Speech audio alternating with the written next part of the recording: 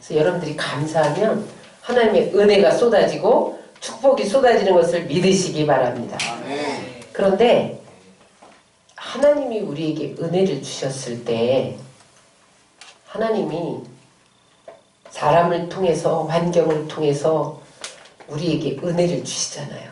그런데 그 은혜를 받고 반응하는 여러 유형이 있어요. 첫 번째 보면 불만, 불평형이 있습니다. 하나님의 은혜를 받았는데 불평, 불만이 습관화된 사람이 있어요. 그래서 그 사람 주변에 그 불평, 불만의 독이 번져요. 그러면 어떻게 되느냐? 은혜가 가려다가 불평, 불만 때문에 유턴해버린다. 하나님이 은혜를 주시고 사람을 통해서 은혜를 주시는데 오히려 불평, 불만하면 하나님 복을 주시고 은혜를 주시려다가 턴해버려요. 두 번째, 감사 생략형이 있어요. 은혜를 받아도 도움을 받아도 감사하다는 말을 안 하는 거예요. 감사할 줄 모르는 사람. 이게 감사 생략형입니다. 여러분, 벵글라데시는 가난한 나라 중에 하나죠. 세계에서 아주 가난한 그룹의 하나입니다. 근데 놀랍게도 그 나라 언어에는 감사라는 단어가 없다는 거예요. 근데 미국을 보세요. 미국은 입만 열면 땡큐야. 입만 열면 땡큐.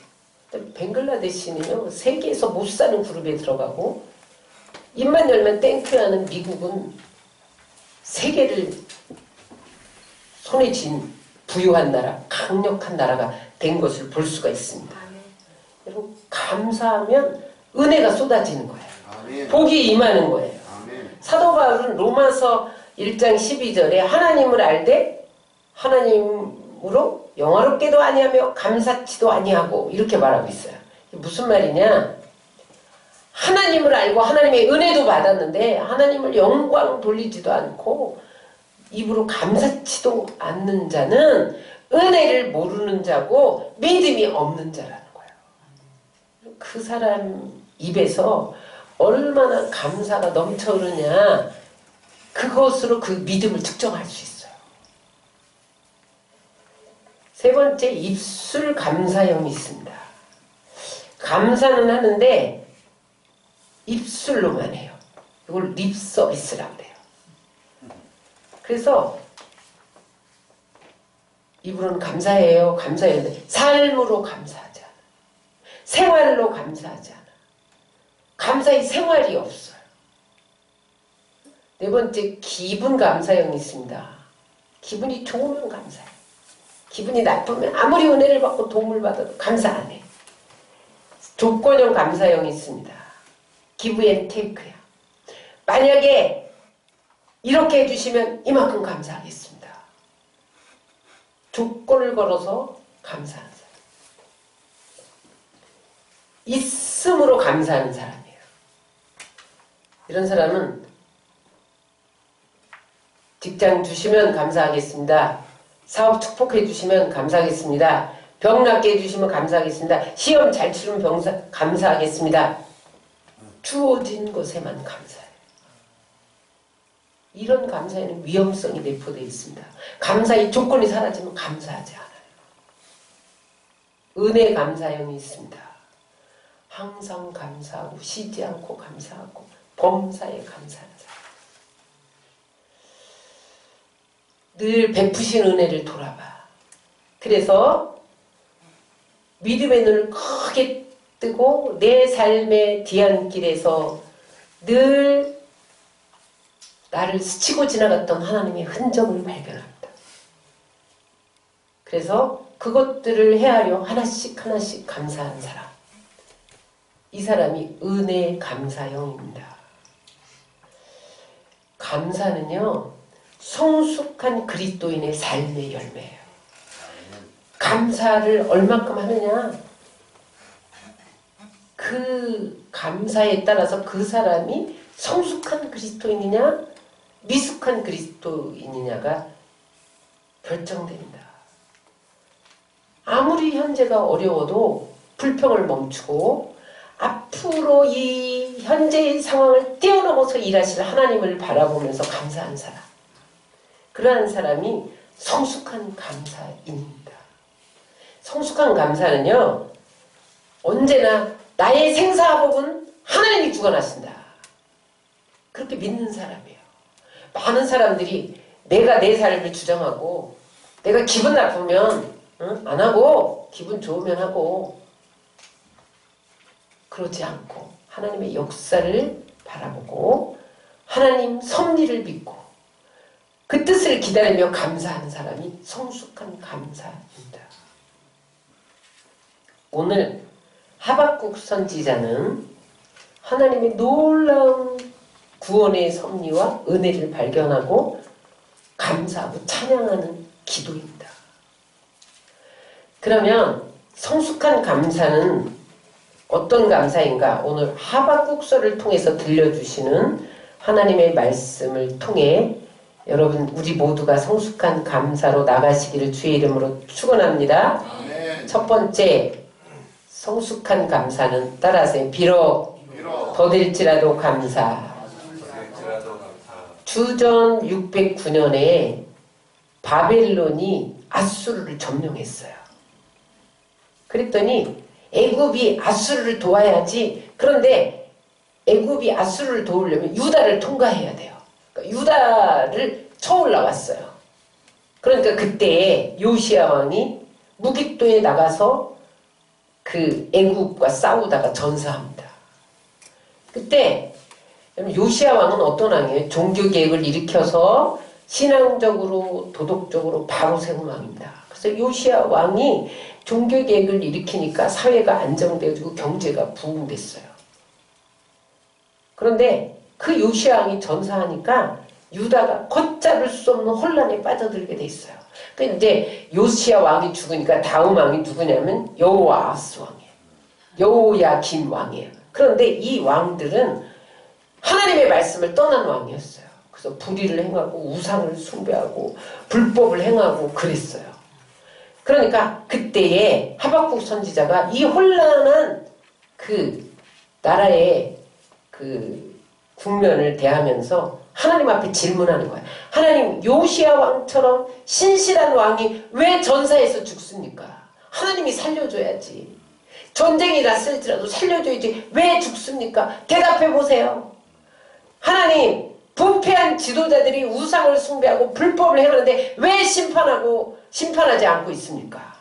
하나님께 질문을 던져요. 그때 하나님이 그 질문에 답변한 것이 하박국 2장 3절입니다.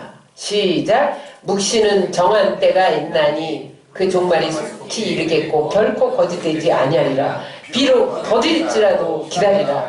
지태지지 않고 반드시 응하리라. 저 불법을 행하고 불의를 행하는 여호와스와 여호야김이 반드시 심판을 당할 건데 바벨론이 유다를 쳐들어와서 심판하리라. 그렇게 말씀하시는 거예요. 그러므로 더딜지라도 기다려라. 내가 지체하지 않고 반드시 응하리라. 기다리래. 그래서 중요한 것은 더딜지라도 기다리라는 겁니다. 하나님은 종종 우리가 생각하는 때와 같이 일하지 않고 더디게 일하실 때가 있어요. 우리는 왜 빨리 치료 안 해주시지? 왜 빨리 축복 안 해주시지? 왜 빨리 이 문제를 해결해 주지 않으시지? 조급해할 때가 있어요. 근데 여러분, 하나님은 언제 일하시느냐? 정한 때에 일하십니다. 정한 때가 있나니 하나님의 때가 있다는 거예요. 성경은 기다림의 이야기들로 가득합니다. 하나님의 사람들은요, 별로 잘하는 사람이 없어요. 근데 그 사람들이 어떻게 하나님의 사람으로 사용되어졌느냐? 말씀에 의지해 잘 기다렸던 사람들이었어요. 그럼 아브라함을 보세요. 자식이 없어 무자한 채로 25년을 기다려요. 75세 자녀를 주리라. 100세가 돼도 안 주시는 거야. 25년을 기다렸어요. 얼마나 힘들고 지루했어요. 모세를 보세요. 미디안 광야에서 외롭게 40년을 기다려요. 사명에 대한 목마름으로 얼마나 초라하고 비참하고 굴욕적인 세월을 보냈는지 몰라요. 요셉을 보세요. 억울함과 그 상처로 얼룩진 13년. 회복과 그리움으로 얼마나 심장이 터졌는지 몰라요. 그런데 하나님이 왜 빨리 행하시지 않으셨냐? 하나님의 정한 때를 기다리게 하셨냐? 그 기다림의 용광로 속에 던져놓고 우리를 녹이신 거예요. 그 하나님의 사람들을 녹이신 거예요. 그래서 기다림으로 그 안에 불순물들을 정화시키고 낮아지게 하신 거죠. 깨트리신 거죠. 기다림의 반대가 조급함인데 모세가 실수한 것이 이 조급함입니다. 하나님 앞서 행동한 거예요. 40세쯤 되었을 때 자기 힘으로 이스라엘을 구하려고 애굽 사람을 때려 죽이고 미디안으로 도망갑니다. 근데 하나님은 모세가 40살 때 내가 할 수 있다 그랬을 때 일하지 않으셨다는 거예요. 40년을 광야로 보내서 거기서 녹아지게 하시고 깨트리시고 낮아지게 하신 후에 80세가 될 때 그를 다시 부르셨다는 거예요. 기다림은 고통입니다, 여러분. 여러분 모세가 미디안 광야로 쫓겨가서 도망가서 40년을 잊혀진 존재로 살았어요. 그게 고통이에요. 가장 큰 고통은 사람에게 잊혀진 고통보다 하나님이 침묵하신다는 거예요. 어떤 사람들이 저한테 와서 목사님 기도하는데 왜 하나님이 가만히 계세요? 하나님이 침묵하세요. 왜 그럴까요? 이렇게 질문하는 사람이 있어요. 기다리라는 거예요. 하나님이 아무 말씀 안 하실 때는 기다려라. 근데 그 시간이 너무너무 고통스럽죠. 사람에게 잊혀진 것도 고통스러운데 하나님이 나를 잊으셨구나. 그러한 침묵이 모세를 더욱 고통스럽게 했지. 요셉이 13년 동안 보디발 집에서 종살이 할 때 2년 동안 억울하게 옥살이도 했잖아요. 그럴 때 꿈이 깨졌어요. 아, 이제 나는 11별이 나에게 절하고 12단의 곡식단이 나에게 절하는 그런 꿈은 깨졌구나. 이렇게 생각했어요. 다윗도 사울의 추적을 받으면서 이 광야 저 광야 이 동굴 저 동굴로 피신하면서 얼마나 고통했는지 몰라요. 기다림의 고통이에요. 그런데 하나님의 사람들과 일반 사람들이 다른 점이 있습니다. 하나님의 사람들은 그 고통의 시간에 준비했다는 거예요. 일반 사람들은 불평하고 원망하고 세월을 낭비하지만 하나님의 사람들은 그 기다림의 시간에 내일의 사역을 준비했다는 거예요. 자기 성품을 연마했다는 거예요. 기도하면서 하나님께 집중했다는 거예요. 기다리면서 하나님의 음성을 듣고 계획했다는 거예요. 기다리면서 준비하고 기다리면서 꿈을 키웠다는 거예요. 요셉이 여러분 13년 동안 기다리면서 하나님이 어떻게 하셨습니까? 애굽의 문화와 언어를 익히게 하셨어요. 그래서 애굽의 국무총리로 조금도 부족함이 없도록 하나님께서 그 인격뿐만 아니라 실력을 쌓게 하셨다는 거예요. 여러분 실력이 뭐예요?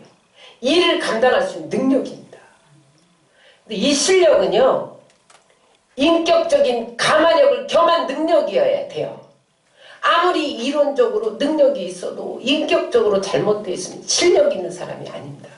그런데 하나님은 요셉을 13년 동안 기다리면서 애굽의 국무총리로 그 인격과 실력을 함께 준비하도록 하셨다는 거예요. 다윗을 보세요. 다윗이 10년, 13년 동안 광야로 쫓겨다니면서 그는 어진 왕의 덕을 쌓았습니다.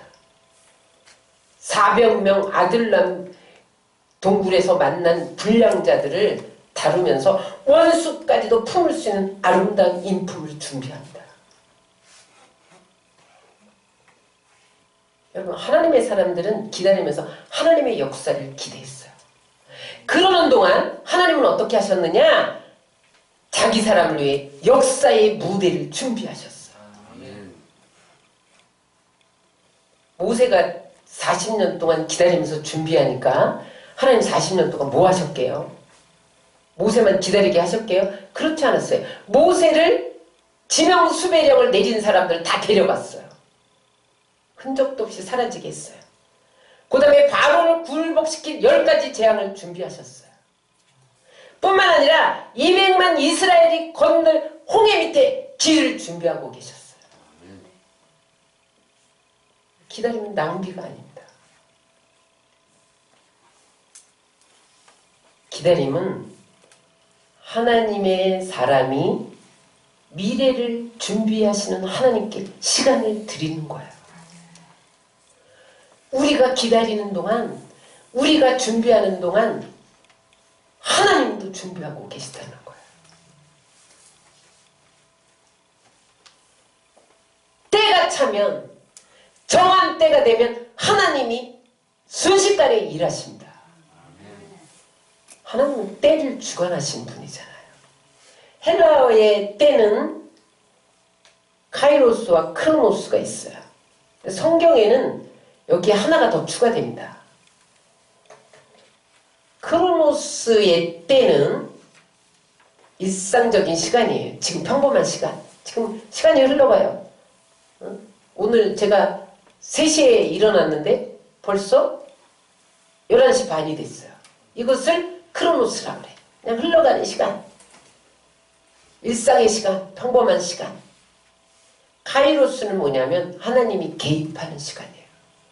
물이 변하여 포도주가 되는 시간. 죽은 나사로가 살아나는 시간. 새로운 변화의 시간. 이게 하나님의 때입니다. 그런데 때가 충만히 찬 시간을 성경에서는 플레루라고 그래요. 여러분 처음 들어본 사람도 있을 거예요. 대개 크로노스와 카이로스만 있다. 그런데 성경에 보면 플레루가 있습니다. 때가 찬 시간. 완성의 시간. 하나님이 완성하는 시간. 성취의 시간. 열매 맺는 시간. 다시 말하면 산모가 아이를 잉태했어요. 그런데 아이가 응아하고 나오는 시간. 그게 플레루입니다. 충만한 시간. 완전히 때가 찼어. 아이가 나오지 않고는 안 되는 시간. 여러분, 우리가 낙심하는 이유는요, 때를 기다리지 못하고 하나님의 때를 육의 힘으로 앞당기려고 하면 낙심해요. 모세가 그런 실수를 저질렀잖아요. 육의 힘으로 애굽인을 때려 눕혀서 내가 이스라엘을 구원하리라. 그런데 그때는 하나님의 때가 아니었다는 거예요. 하나님의 때는 그보다 훨씬 늦게 40년 후에 찾아옵니다. 여러분, 육의 힘으로는 하나님의 뜻을 이룰 수 없습니다. 성령의 힘으로 하나님의 뜻을 이룰 수 있어요. 그래서 우리는 하나님의 때를 기다려야 돼요. 성경은 전도서에 보면 범사에 기한이 있고 천하 만사가 다 때가 있다. 하나님이 모든 것을 지으시되 때를 따라 아름답게 하셨다. 이렇게 기록하고 있어요. 때는 하나님이 정하십니다. 농부가 가장 때를 잘 아는 사람이에요. 농부는 기경할 때를 알아. 파종할 때를 알아. 모내기 할 때를 알아. 추수할 때를 알아요. 곡식을 거둘 때, 과일을 딸 때 정확한 때를 알아요. 그래서 농심은 천심이에요. 농심라면이 아니라 여러분, 때는 하나님이 정하시는 거예요. 밀물 때, 썰물 때는 하나님이 정하시는 거예요. 사계절의 때도 하나님이 정하시는 거예요. 그래서 때를 따라 사는 것이 지혜입니다. 여러분, 인간의 힘으로 밀물과 썰물을 만들 수 있나요? 인간의 힘으로 파도를 만들 수 있나요? 파도는 하나님이 일으키고 파도는 우리가 타면 되는 거예요. 거친 파도를 타기만 합니다. 중요한 것은 때가 임하면 쉽게 풀린다는 거예요. 여러분 왜 꼬이는지 아세요? 때가 안 이른 거예요. 내 힘으로 하려고 하는 거예요. 그래서 여러분 더딜지라도 기다려야 되는 거예요. 인내해야 되는 거예요. 근데 많은 사람들이 감정을 따라 생각하고 행동하고 그래요. 이게 미숙한 증거예요. 성숙한 사람은 감정을 분별한다. 낙심이라는 감정을 극복해요. 성숙한 사람은. 여러분 영적 의지력을 따라 문제를 풀어가고 고난을 견뎌내는 것이 성숙한 사람이에요. 그냥 감정 따라서 엎었다 짚었다 칠락팔락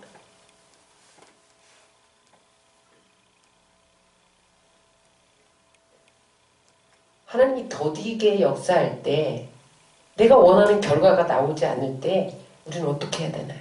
그냥 일상의 삶에 최선을 다하면 돼요. 맡겨진 일에 충성하는 거예요. 주어진 일에 성심껏 일하면 되는 거예요. 큰 것만 바라보고 감나무 밑에서 떨어져라 입 벌리면 안 됩니다. 그냥 주어진 작은 일에 충성하는 거예요. 하나님의 때에 하나님께서 놀랍게 역사할 것을 믿고 이 일이 놀랍게 전개될 것이다. 그것을 믿고 현재에 충성하는 거예요. 많은 사람들이 어느 날 하나님이 일하실 거니까 그것만 바라보고 일하지 않습니다. 요셉은 감옥에서 칠흑같은 어둠의 때를 지날 때 그 일상에서 충성했다는 거예요. 감옥에서 그 죄수들을 섬겼다는 거예요. 내가 지금 이 칠흑의 때에 어둠 가운데서 내가 행할 일이 무엇인가를 찾았다는 거예요. 그는 노예로서도 보디발 집의 종으로서도 그때에 충실히 일해서 총무를 맡겼지만 그 감옥에서 칠흑같은 어두움 때 여기서 평생을 보낼지도 모르는데 거기서 죄수들을 섬기면서 하나님이 내 미래를 준비하고 계시다는 것을 믿었다는 거야. 아멘. 그랬더니 하나님의 때가 참에 하나님이 바로 왕에게 꿈을 꾸게 하고 아무도 못 풀게 하시는 거예요. 때가 오니까 순식간에 문제가 풀렸어요. 예레미야 29장 11절에 보면 우리를 향한 하나님의 생각은 미래와 희망을 주는 것이라고 말씀합니다. 때가 차니까 술장관, 떡장관 꿈풀이 해준 지 2년이 지나도록 아무 소식이 없더니 어느 날 갑자기 하나님 때가 차니까 바로 왕에게 꿈꾸게 해서 그것을 해석을 요셉에게 맡기는 거죠. 하나님이 그에게 지혜를 주시니 그 문제를 당장 풀잖아요. 그래서 국무총리로 등용됩니다. 이사야 30장 18절에 보면 이렇게 말씀하십니다. 다 같이 읽겠습니다. 여호와께서 기다리시나니 이는 너희에게 은혜를 베풀려 하시며 일어나시니 이는 너를 긍휼히 여기려 하심이라. 대저 여호와는 정의의 하나님이시라. 그를 기다리는 자마다 복이 있다. 하나님께서 우리에게 은혜를 베푸시려고 기다리시는 거예요. 때가 차면 그때까지 기다리면서 하나님의 역사를 기대하며 준비하면 하나님이 그 사람에게 복을 주신다. 기다림은 결코 낭비의 시간이 아닙니다. 성장의 시간이고 무르익는 시간입니다. 원숙해지는 시간입니다. 기다리는 동안 아무 일도 안 하면 안 됩니다. 미래를 꿈꿔야 됩니다. 복된 미래를 준비해야 됩니다. 하나님이 이루실 줄 믿고 기도해야 됩니다. 미래에 대한 계획을 세워야 됩니다. 더딜지라도 기다려야 됩니다. 그러면 하나님이 정한 때에 하나님 정확하게 일을 풀어가십니다. 더딜지라도 기다리라. 더딜지라도 감사하며 기다리는 여러분 되시기를 주의 이름으로 축원합니다. 오늘 하박국의 감사를 통해서 우리에게 주시는 메시지는 두 번째 무엇이냐? 따라서 비록 없을지라도 감사. 3장 17절을 우리 한번 다시 읽겠습니다. 시작. 비록 무화과 나무가 무성하지 못하며 포도나무에 열매가 없으며 감람나무에 수출이 없으며 밭에 먹을 것이 없으며 우리의 양이 없으며 위안간에 소가 없을지라도 나는 여호와로 말미암아 즐거워하며 나의 구원의 하나님으로 말미암아 기뻐하리로다. 무조건 감사합니다. 절대 감사합니다. 그럼에도 불구하고 감사합니다. 아무것도 없다는 거예요. 여기서 무화과는요 먹을 양식이에요. 그때에 포도는 음료수의 주중이죠. 감람나무 열매는 기름을 짜는 원료예요. 밭에 소출이 없어. 하루 세 끼 먹을 식량이 없다는 거예요. 소출이 없으면. 응? 우리의 양이 없어. 소도 없어. 여러분 양털로 옷을 짜잖아요. 고기를 먹잖아요. 소는 밭 가는 수단이잖아요. 여러분 그 농작물도 없고 가축들이 존재하지 않는다는 것은 삶의 터전이 무너졌다는 거예요. 종교, 그 다음에 의복, 농사, 의료, 생존 자체가 불가능해졌다는 거예요. 절망이에요. 끝장이라는 거예요. 그런데 하박국 선지자는 이 상황에서도 감사했다는 거예요. 무엇을 바라보고 감사했다는 거예요? 3장 18절 시작. 나는 여호와로 말미암아 즐거워하며 나의 구원의 하나님으로 말미암아 기뻐하리로다. 하나님 한 분으로 만족합니다. 하나님 한 분으로 나는 기뻐할 수 있습니다. 따라하세요. 하나님 한 분만으로 충분합니다. 하나님이 나의 만족이 되시고 그분이 나와 함께하는 것으로 기뻐하는 것, 이것이 성숙한 감사입니다. 온전한 감사입니다. 하나님이 이런 사람을 찾으십니다. 근데 여러분 우리가 오늘 이 주제를 가지고 오해하지 말아야 할 것이 있어요. 하나님은 없기 때문에 감사라는 말이 아니에요. 응? 그렇다고 뭐 있기 때문에 감사하라 그런 말도 아니에요. 있든 없든 감사하는 사람이 되라는 거예요.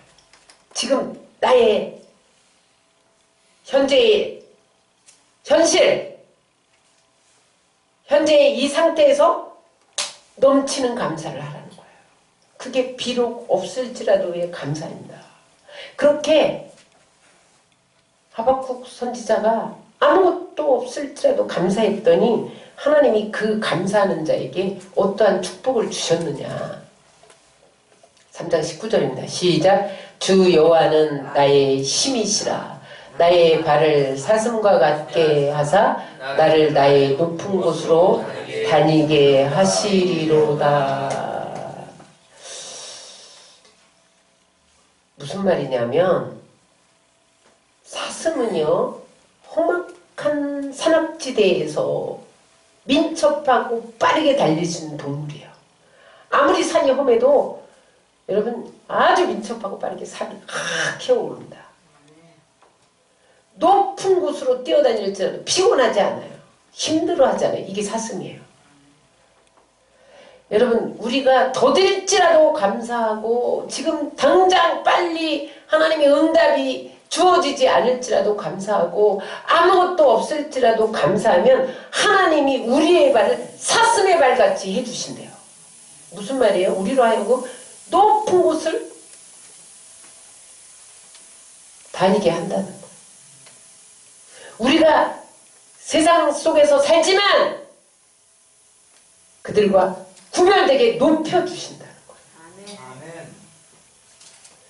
우리가 감사하면요 사슴처럼 목표를 향해 올라가는 길이 힘들지 않습니다. 하나님 힘 주신다는 거예요. 절망의 산을 뛰어넘게 하신다는 거예요.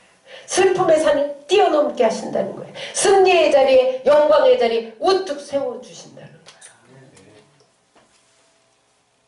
환난 가운데서 건지신다는 거예요. 뿐만 아니라 높여주신다는 거예요. 여러분, 요셉이 감사했더니 노예와 죄수의 신분에서 국무총리로 높이시잖아요. 다니엘이 하루에 3번씩 포로로 끌려갔어도 창을 열고 예루살렘을 향해 감사 기도했더니 포로에서 바벨론 제상으로 높이시잖아요.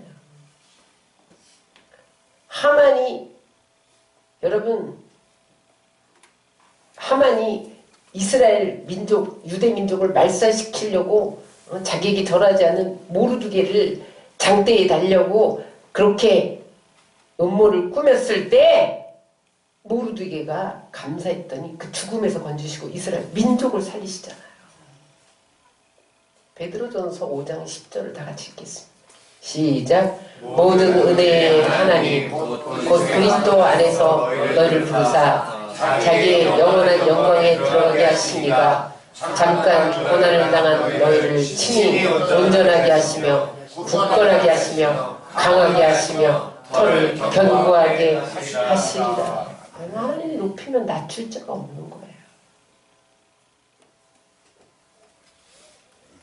매튜 헨리는 이렇게 말했습니다.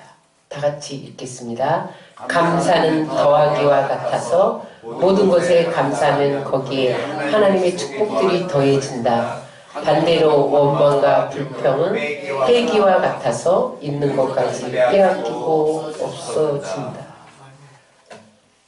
감사하면 하나님이 자꾸 축복을 더해줘. 불평하고 원망하면요 빼지는 거예요. 자꾸 빼져. 뭐가 빼져요? 우리가 감사하면 하나님이 그 감사의 그릇에 축복과 은혜를 부어주세요. 불평하고 원망하면 그 불평과 원망을 마귀가 취해갑니다. 그래서 온갖 우리에게 있는 것을 빼앗아가요. 마귀의 하는 일이 뭐예요? 두렵기라고 죽이고 멸망시키는 거죠. 응? 빼앗겨요. 불평하고 원망하면 하나님이 합법적으로 마귀가 빼앗아가도록 허용하셨어요. 말씀을 마무리합니다. 여러분, 감사의 절기에 우리는 성숙한 감사를 해야 돼요. 돌아보아야 돼요. 내가 지금 얼마나 성숙한 감사를 하고 있는가. 내 감정에 따라서 하루에도 수없이 인상을 찡그리고 짜증내고 싸우고 다투고 너의 유익 나의 유익을 따지고 사느냐. 문제보다 크신 하나님을 바라보고 있느냐. 돌아보아야 됩니다. 오늘 여러분 어떤 고난 가운데 있으세요? 이 고난과 어려움을 능히 이길 수 있는 넘치는 은혜와 축복을 베푸시는 하나님을 바라보며 감사해야 됩니다. 응답이 없으세요? 하나님 왜 이렇게 침묵하시는가? 더딜지라도 기도하며 감사하며 기다려야 됩니다. 그 기다리는 동안 하나님의 역사를 기대하고 현재에 충실하고 미래를 계획하고 꿈꾸고 준비하면 하나님이 여러분들이 역사를 준비해 주십니다. 아멘. 여러분들이 활동할 무대를 준비하십니다. 아멘. 더 나아가 놀라운 일을 행하실 하나님을 기대하며 감사하고 찬양하고 무엇보다 나에게 구원을 주신 하나님께 감사하세요. 그러면 하나님께서 우리를 사슴처럼 높은 곳을 타고 다니게 하십니다. 순식간 하나님의 정한 때 문제가 풀리고 하나님이 높이는 역사가 있을 거예요. 오늘 이 감사의 절기에 우리가 추수감사절을 한 주일 앞두고 있는데 이제 월요일부터 특세를 시작할 터인데 하나님께서 여러분들을 감사하는 사람으로 변화시키기를 원하세요. 그래서 여러분 성숙한 감사의 사람들로 변화되어서 하나님이 주시는 힘으로 사슴처럼 승리하고 높임받고 영광의 자리에 서지시기를 주의 이름으로 축원합니다.